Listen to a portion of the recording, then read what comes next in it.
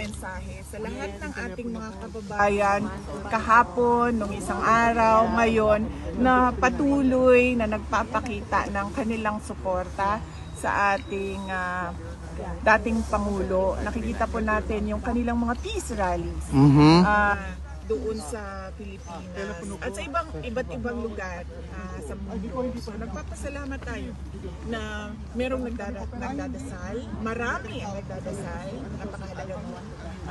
Pangalawa, nagpapakita ng suporta at nagpapakita ng suporta at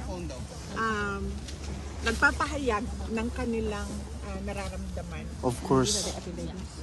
Huwag nating kalimutan na ang problema ng bayan ay hindi ang mga Duterte. Correct. Tama po. Ang totoong problema ng bayan, kayong lahat nandito kayo, nakikipagsapalaran kayo sa ibang bansa dahil walang oportunidad doon sa ating bansa. Patuloy ang kahirapan, Check. patuloy ang kagutuman, patuloy na walang nangyayaring kaunlaran. Nakikita nyo yung Netherlands, di ba? Yes po. Gusto natin maging Netherlands ang Correct. Pilipinas. Bukas na ba, ma'am?